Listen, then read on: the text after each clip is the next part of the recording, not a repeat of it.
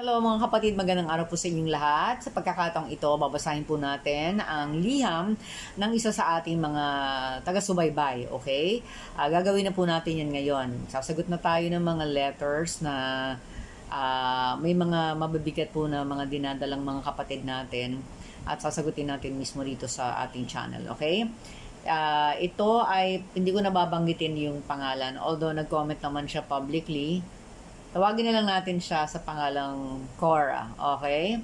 Sabi niya dito sa kanyang liham, Ma'am Glenda, good evening. Isa po ako sa mga fans mo. Napapanood ko po ang mga tips mo para sa cancer patient. Isa rin po ako sa may breast cancer, invasive ductal carcinoma, stage 3B. Naka 3 cycles na po ako ng chemotherapy at sa ngayon nahihirapan talaga ako dahil lagi ako nasusuka kahit na may gamot ako na pain reliever. Ang kahirapan po ay may anak ako, isang lalaki, at hindi ko naman po siya maasahan lalo pat nag-aaral po siya ng second year college. Ang asawa ko naman po ay 4 na taon nang may stroke. Okay, so may sakit din si mister. At hindi na rin po nakakatulong sa akin. Lalo na po sa karamdaman ko po ngayon. Ano po kaya, ang tanong niya ito, ang mainam na herbal na inumin para sa kanyang sikmura? Salamat po and God bless. Okay, pag nagbabasa ko ng mga ganitong sulat, minsan, kinuwento ang problema, ito ang itinatanong, pero meron tayong pwedeng balikan pa na pwede nating i-address. At ganoon ang gagawin natin ngayon. Una kapatid, Cora, salamat sa pagliham mo sa ating channel. And, I feel sad that you're going through cancer na walang gaanong nakakatulong sa iyo dahil nga may sarili ding karamdaman ng iyong kabiyak. Okay, usually kasi nakakapagtulungan pa. Pero dahil nauna pa nagkasakit si Mr., I would assume, kaya hindi kanya masyadong maalalayan. Okay? And then yung anak mo naman nag-aaral. Okay, ganito. Doon sa unang tanong mo, tungkol dun sa herbal, hindi po kasi tayo nagre-reseta ng herbal meds or kahit na anong meds dito sa ating channel. Ang doktor lamang po ang maaaring magreseta, ang doktor na nag-handle sa iyo. Tungkol po sa iyong nararamdaman pagsusuka, ito po ay side effects malamang ng iyong gamot. And kung yaan na inararamdaman mo during chemo, you tell the nurse. Pag yan nararamdaman mo, after chemo, yung nagpapagaling ka niya.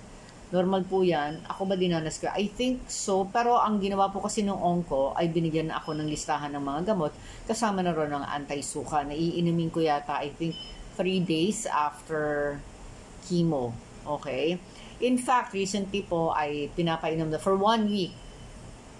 Last week, pinapainom din ako ng anti-suka or yung pang-protect ng stomach para hindi sikmurain. Kasi po, yung gamot na nirecommend sa akin for my swollen arm ay medyo matindi. So, kailangan kong uminom ng pang-protect ng sikmura in the morning. Okay? So, ang doktor lamang po ang maaring magbigay sa'yo. At hindi po herbal ang irereseta ng ng ating mga manggagamot, gamot po talaga. Okay? So, ang dapat po natin konsultahin dito ay ang doktor mismo na may hawak ng iyong medical record kasi siya ang nakakaalam ng pinakanababagay. Dahil in the first place, siya rin po ang nag-recommend ng gamot. Alam niya kung ano ang protocol mo, alam niya kung ano eksaktong gamot na ini-infuse sa'yo. So, siya ang best person to recommend or to prescribe kung ano yung mas nababagay sa'yo na anti-suka o yung gamot para protektahan ng sikmura. Okay. Para sa ikalawang point na gusto kong i-share, mahirap ang sitwasyon na kinapabalooban mo kapatid. Maliban sa sarili mong discomfort, you have to deal with your own side effects, your own pain, your own struggles. Meron ka pang husband na inaalagaan at nauna pa ito. Si sir na nagkasakit. Ang mai-recommend ko kasi busy rin yung anak nag-aaral. Baka naman po meron kayong mga ganito kasi ang gamutan sa cancer, pag sa unahan yan, nagkabiglaan, parang ang daming gustong tumulong. Eventually, nababawasan yung gustong tumulong, bumabalik na sila sa normal na buhay habang tayo ay nagpapagamot pa rin. Okay? So, minsan yung mga tao hindi na natin maasahan. In fact, ang tawag ko rin, parang may mga alam din akong dinanas yan. Bakit dinanas ko rin yan? May alam nga ako, yung asawa niya nagka-tricycle, ang tagal nang uma-absent, hindi na siya natutulungan. Yung anak niya 17 years old, hindi rin naman siya sinasamahan sa ospital and madalas daw mainit pa ang ulo. Hindi lahat po kasi ng anak or ng kabiyak ay kayang i-handle ang cancer diagnosis ng isang may bahay. Okay, kaya po ang mai-recommend ko, dahil iba naman po ang sitwasyon ninyo, Baka po meron kayong mga kamag-anak at mga kaibigan na pwedeng tumulong sa iba't ibang aspeto. Una, pagluluto ng pagkain ninyong mag-asawa, lalo na kung ikaw ay immunocompromised o yung mga araw matapos ang chemo na hinang-hina ang iyong katawan. Mahirapan ka magtrabaho kasi baka bigla kang bumagsak, mabalian ka pa. Yung magluluto sana ng pagkain, baka pwedeng may mag-volunteer or pwede kang may ma-text. Okay, baka pwede kang, kasi ako noon nakapost sa Facebook and then I involved a lot of people in my treatment. So may nagsasabi, oh Glenn, pag kailangan mo ng masasakyan, kailangan mong pumunta ng ganito, ganyan, kahit madaling araw, i-message mo lang ako. Meron naman pong mga tumulong na ganon. Although hindi ko naman yun kinailangan, pero meron pong mga nag-offer na ganon. Baka po pwede kayong may makontak na friends at kamag-anak na pwede magluto. Kunyari, isang kamag-anak, magluluto na siya ng umaga for breakfast, lunch, and dinner.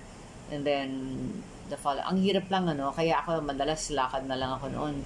May mga chemo ako noon, solo flight na lang ako. Kasi parang magbubuka lagi ng film showing, parang ang dami mo laging kasama, pero kailangan po talagang tiyagain. Ang nangyari sa akin noon, after one of my chemos, punta ako ng restaurant mag-isa, pinuwi ko yung mga kasama ko, nahilo naman ako sa restaurant, ng konti lang, konting-konti, dahil sa chemo. Pero, sa totoong buhay, hindi ako mahiluhin na tao, hindi ako mahimatayin. So, nag-text ako sa isang friend, nagpahanda sila ng wheelchair. Nagpapanda, pero sabi ko, wag na ito. Dumating yata yung wheelchair sa restaurant, nakauwi na ako kasi ayokong sumasakay sa wheelchair, tapos nasa public place. Baka po ito ay pwedeng may mag-offer na magluto or maganda ng pagkain para sa inyong pamilya kung hindi magagawa ng anak ninyong lalaki kahit sa umaga man lang. Okay, tapos iba-ibang araw. Iba-ibang tutulong. Number 3, baka po pwede niyong kausapin ang inyong barangay na magpadala sa inyong bahay ng counselors kahit siguro twice or thrice a week para makakwentuhan man lang kayo. I-encourage ang lalo na si Mr. hindi mo na masyadong maalagaan. Baka may pwedeng ipadala rin to talk to you, to talk to him, o baka may pwede rin ipadala ang barangay na tutulong kay Mr. Ano ba, may mga exercises ba si Sir na kailangan maglakad-lakad siya sa umaga? Kasi may nakilala ko doon dati na stroke, pinupuntahan siya nung church nila, tapos sinutulungan siya mag-exercise. Naka-recover to kasi during the time he was only in his 20s. Baka po sa barangay, meron pwedeng tumulong na gano'n. Kasi ang alam ko, yung isang barangay po na pinupuntahan ko sa probinsya, meron silang mga lupon. Ang mga lupon po ay mga ginang ng tahanan, mga lola, mga nanay na nagsisilbi sa barangay. Hindi ko alam kung meron silang allowance or stipend kahit papano. Pero sila yung sumusolve sa problema ng barangay. Kunyari, may nag-away dahil sa sampayan, nag-away dahil sa tubo ng tubig, pinapag-ayos nila. Baka po ito ay pwede magpa-atas. Meron din nagpupunta sa iba't ibang barangay para sa kalusugan ng mga baby, ng mga may bahay, ng mga kabataan. Meron silang para mga health workers na pinapadala. Baka po meron pwede sa inyo kasi yung pong kakwentuhan, yung counseling, kahit not necessarily counseling kahit yung kakwentuhan malaking bagay po yon para maibsan ang kabigatang nararamdaman natin. Kung wala po sa barangay, baka naman po yung church na malapit sa inyo and maybe one of your friends could connect with a local church para pupuntahan kayo, may gitara, may kumakanta, may magbabible study sa bahay ninyo, or at least may magpipray man lang po sa inyo for the family. Okay, syempre, priority pa rin doon yung isa pa yung nabanggit natin kanina, kain yung sa bahay kasi hindi tayo pwedeng puro kanta, puro usap, kailangan kumakain din. Okay? By the way, balikan ko lang bago tayo lumaon doon sa church. Doon po sa mga pwedeng tumulong sa inyo sa bahay, baka po pwede rin may mag-volunteer na magwalis-walis, maglinis para malinis ang bahay, disinfected, and at the same time, yung disinfected na hindi naman ginamitan ng chemicals, nilinis lang po. And at the same time, baka may pwede po mag-volunteer sa paglalaban ng damit. Kasi mahirap po ito for you and for your husband, yung paglalaban ng damit. Baka may pwede tumulong, mag-volunteer.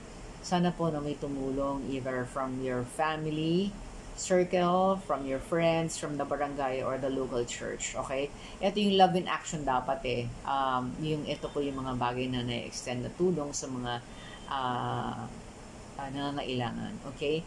Next, number 5, join a support group on Facebook. I have a support group, the Pinky Town Warriors. And kung marami rin pong ibang support group sa Facebook for cancer patients, if you want, you can join the Pinky Town Warriors. There's, meron po tayo, search mo lang sa Facebook, merong questions doon, pwede mo sagutin, and then may taga-approve noon. Tapos pag nasa loob ka na ng The Pinky Town Warriors, pwede ka rin ang tawag mo dito, mag-post ng questions mo, o kung ikaw ay may mga saloobin, ikaw may mga dinaramdam, meron ka mga fears, pwede mong i-post doon para din ma-encourage ka ng ating mga kapatid na malamang dumaan na rin sa similar situation. Kung hindi man, may mag-offer to pray for you. Okay, so, Sister Cora, yun yung ating may share, at sana kahit paano nakapagbigay tayo ng konting insight for you on how to go about the situation. What you're going through is not easy, and words are not enough. I sincerely hope and pray that there are people around you, close to you, probably neighbors and friends, like what I said earlier, mga people from the same barangay, who could reach out and extend talagang solid help. Paglalaba, pagluluto ng pagkain, pagwawalis, paglilinis ng bahay, and yung pagpunta sa inyo para makausap kayo or magabayan si Mr. sa pag-i-ehersisyo. And ikaw rin. And continue praying. Alam ng Diyos ang iyong mga pinagdadaanan. Hindi kanya pababayaan, and siya ang magbibigay sa ating lahat ng kagalingan, ng guidance as we go through this, at ng mga tao na kailangan natin sa buhay natin ngayon para tayo gabayan, damayan, at palakasin ang ating kalooban. So kapatid, stay strong, and thank you for reaching out. May God bless you with the healing that you desire, and wisdom, financial provision, and peace. Okay? God bless you. Stay safe. Keep on praying. Don't forget, habang may nakikinig sa panalangin, matatapos din ang dilim. At sa lahat po ng mga gusto ring sumulat na may mga tanong na ganito, i-message nyo lang po dyan at hahanapin ko. Okay? God bless you. Bye-bye!